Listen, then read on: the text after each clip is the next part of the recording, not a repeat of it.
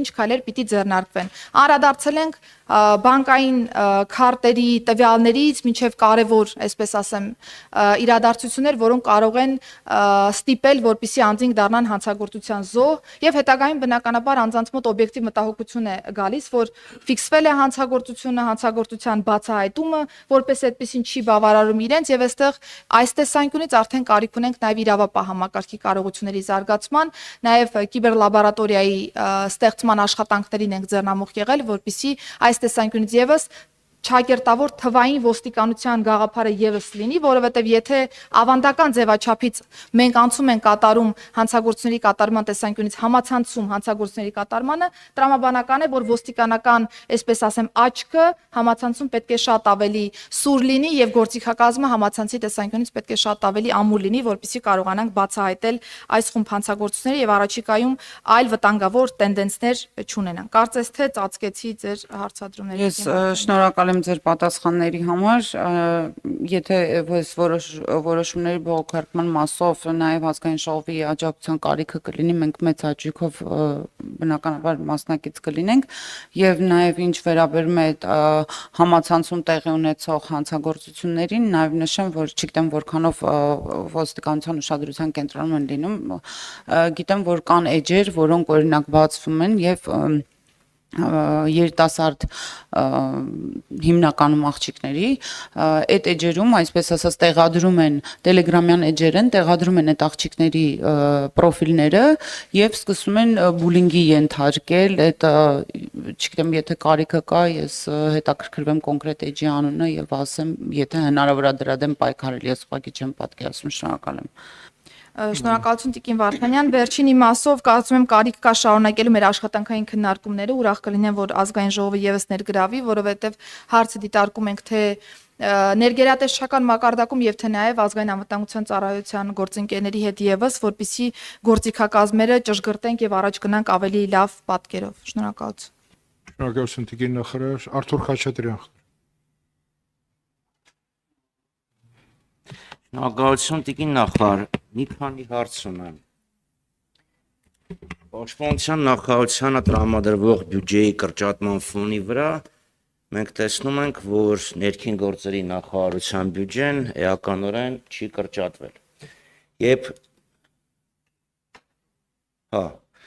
Երբ նախորդ տարիներին հարցնում էինք ՆԳՆ բյուջեն ոստիկանության անժամանակվային չէր աճում, պատասխաններ, որ աճի հիմնականում պայմանավորված է բարեկային ծառայության ներդրման հետ, մեքենաներ, համազգեստներ, թանկ ու ավելի թանկան մակարդակը համենայն դեպս։ Հիմա բարեկային ծառայությունը ոնց որ թե արդեն ստեղծված է, մեքենաները կան, համազգեստը կա, զենքը կա։ Հետևաբար պետք է ենթադրել, որ կրճատում պետք է լիներ, բայց մենք այդ 2-3 միլիարդի տարբերությունը էլ եմ ասում, մի քանի տոկոս։ Ինչով է պայմանավորված բյուջեի պահպանումը։ Մյուս խնդիրը կախված է բյուջեի ներկայացման հետ։ Հիմա ինչ որ մենք ենք ստացել, այստեղ առանձին տողով գալիս է օրինակ ազգային գվարդիայի ստեղծում։ Լավ, հասկացա, օրենքը անցավ, ազգային գվարդիան ստեղծվեց, ոստիկանության զորքերի գործառույթները էականորեն անցնում են ազգային գվարդիային։ Բայց ինչով եք դուք պայմանավորում այն հանգամանքը, որ նախորդ օրենքով, ինչով եք պայմանավորումը հանենք, լավ, նախորդ օրենքով ոստիկանության գվարդիան կարող է ներգրավել սահմանների պաշտպանությանը, գվարդիան չէ, ոստիկանության զորքեր։ Հիմա դա անվել է։ Հետևաբար պետք է ենթադրել, որ բյուջեն պետք է կրճատվեր, որտեղ մի էական գործառույթ դուրս է եկել։ Այն աղյուսակը, որը մենք ստացել ենք, ցավոք սրտի չի տալիս, թե նախորդ տարի ոստիկանության զորքերին ինչքան է տրամադրվել, հիմա ինչքան է տրամադրվում ոստիկանական գվարդիային, բայց ինձ հետաքրքիր է, այդ գործառույթի իրականացման համար, որը պետք է իրականացնի ազգային գվարդիան, ինչ բյուջետային փոփոխություններ են տեղի ունեցել։ Եվ մյուսը, ելի մենք տեսնում ենք, որ առանձին 26 թվականի համար ծանր հանցագործությունների դեմ պայքարի բյուջե կա, միջին եւ առանձնապես ծանր, միջին եւ ծանր հանցագործությունների, խնդրեմ ելի ներկայացնել այդ բյուջետային համեմատությունները, լավ, այդ գործառույթների իրականացման համար ինչ փոփոխություններ են եղել, որովհետև մենք տեսնում ենք մասնավորապես առանձնապես ծանր զենքով գործադրման հանցագործությունների աճ, նմանապես եւ թմրամիջոցների շրջանառության աճ։ Շնորհակալություն։ Հարգելի գործընկերներ, հերթագրվածները շատ են եւ մեր ժամանակային գրաֆիկը այնպես Չէ,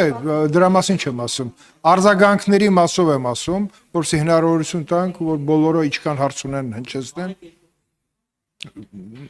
Խնդրեմ տիկին նախ։ Եթե դեմ չեք։ Շնորհակալություն։ Պարոն Խաչատրյան, անդրադառնալով առաջին հարցադրմանը եւ նաեւ ձեր բերած հիմնավորմանը, պիտի փաստեմ, որ ոստիկանության ոլորտի բարեփոխումները միայն բարեկային ծառայության մասին չէ։ Եվ եթե ուշադիր ենք անցած տարվա պետական բյուջեի քննարկումներին, պիտի նկատեինք, որ ոստիկանության գվարդիայի ձևավորման պայմանավորված նախատեսված է եղել շուրջ 5 միլիարդ դրամ միջոց, որպիսի մենք կարողանայինք այս տարվա կտրվածքով ունենալ ծառայության բացումը։ Ընդ որում նախատեսված միջոցները չեն եղել ամբողջական, որովհետև մենք պլանավորել ենք փուլային սկզբունքով կարողանալ, այսպես ասեմ, թարմացնել ամբողջ ավտոպարկը, մնացյալ բոլոր հարցերը եւ նախատեսված միջոցները առավելապես այս տարվա կտրվածքով ծախսվել են ոստիկանության գվարդիայի արտաքին նկարագրի փոփոխությանը, նկատի ունեմ համազգեստ, սաղավարտ, վահան, պաշտպանական այլ միջոցներ, զենքեր, հատուկ միջոցներ, հիմնականում նրանք են, որոնք ամենօրյա օգտագործման են, որոշ խմբականակ նաև ավտոպարկն է թարմացվել եւ արդեն 2026 թվականի կտրվածքով փորձելու ենք շարունակել այս ուղղությամբ աշխատանքները, որպեսզի նաև բյուջեի վրա էական բեռ չլինի եւ մենք բաշխել ենք միջոցառումների իրականացումը տարբեր տարիների բյուջեի վրա։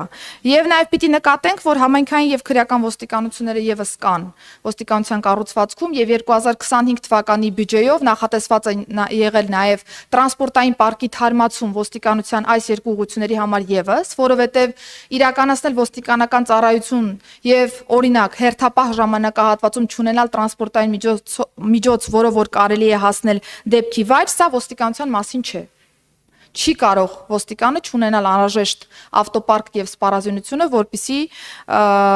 իրականացնի իր արժեվ դրված խնդիրները եւ ըստ այդմ մենք այս տարվա կտրվածքով որոշակի համալիրումներ ունեցել ենք նաեւ այս տեսանկյունից եւ նաեւ ուզում եմ փաստել հարգելի գործընկերներ, որ 2025 թվականի կտրվածքով մինչ այս պահը ես կարող եմ փաստել, որ ոստիկանության ոլորտի բարեփոխումների շրջանակներում համաչափորեն երբևէ ոստիկանության բոլոր ստորաբաժանումները չեն ստացել որևէ գույք կամ տրանսպորտային միջոցներ, այս տարին բացառիկ է այս տեսանկյունից եւ թե պարեկային ծառայությունում ունենք վերազինումներ, թե համայնքային եւ քրեական ոստիկանությունում ունենք վերազինումներ եւ թե նաեւ էականորեն վերազինվել է ոստիկանության գվարդիայի ընդհանուր սպառազինությունը եւ տրամաբանական է, որ բյուջեն էական կրճատում չի ունենալու, ունի որոշակի հատվածով կրճատում, որովհետեւ մենք շարունակելու ենք բարեփոխումների իրականացումը եւ նաեւ եթե նկատեք, էական առույցի բաժինը ՆԳՆ համակարգի ընկնում է աշխատավարձի վարձատրությանը եւ դրան հավասարեցված միջոցներին եւ նաեւ պիտի փաստեմ, որ բարեփոխումների շրջանակում մենք այն հանձնառությունն ենք ունեցել, որ որևէ ծառայող կառուցվածքային փոփոխության պայմանավորված որևէ ֆինանսական, այսպես ասեմ, բացասական հետևանք չպիտի ունենա եւ ըստ այդմ նաեւ աշխատավարձային կտորով այս տեսանկյունից եւս պատկերը պահպանվել է։ Գվարդիայի ստեղծման պայմանավորված մենք Գվարդիային չենք հեռացրել Հայաստանի Հանրապետության պաշտպանական ֆունկցիայից, այլ հակառակը Գվարդիային տվել ենք թիրախային գործիքակազմ, պաշտպանությանը մասնակցելու եւ աջակցելու եւ նաեւ կարեւոր է այն հանգամանքը, որ եթե մենք խոսում ենք լավ կառավարման համակարգի մասին, հանրապետությունում չի կարող լինել երկու պետական մարմին, ով որ ունի նույն գործառույթը։ Հետևաբար պաշտպանական գերատեսչությունն ունի իր ինքնուրույն գործառույթը, իսկ մնացյալ գործառույթներով ըստ էության աջակցման ֆունկցիա պիտի ունենան մնացյալ մարմինները եւ ոստիկանության գվարդիան ազգային ժողովի կողմից ընդունված օրենքով հենց պաշտպանական գործառույթի աջակցման ֆունկցիա ունի։ Եվ նաև եթե ուշադիր լինենք, կնկատենք, որ ոստիկանության գվարդիայի մասին օրենքով հակառակը ավելացել են լիազորությունները եւ ոչ միայն հասարակական կարգի եւ անվտանգության ապահովման ֆունկցիա ունենք նաև պետական պահպանության ֆունկցիա, ունենք արտակարգ եւ ռազմական դրության ժամանակ աջակցման ֆունկցիա, ունենք քրեական դատավարության մասնակիցներին պաշտպանական որոշումների ապահովման ֆունկցիա եւ ունենք նաև ուղեկցող ստորաբաժանման ֆունկցիա եւս։ Հետևաբար, եթե հանրագումարով նայենք, ոստիկանության գվարդիան բավական բազմագույն, այսպես ասեմ, ֆունկցիոնալ ունի եւ ըստ այդմ անհրաժեշտ միջոցները հատկացվել են հենց այս տրամաբանությամբ։ Իսկ ինչ վերաբերում է մնացյալ հանցագործություններին, պարոն Խաչատրյան, ես արդեն իսկ խոսքի սկզբում ներկայացրեցի ընդհանուր պատկերը եւ փաստեցի, որ ընդհանուր մասնաբաժնում ծանր եւ առանձնապես ծանր հանցագործությունների մասնաբաժինը նվազել է 9 ամիսների հաշվարկով։ Կարծես թե բացարձակ չթողեցի, շնորհակալություն։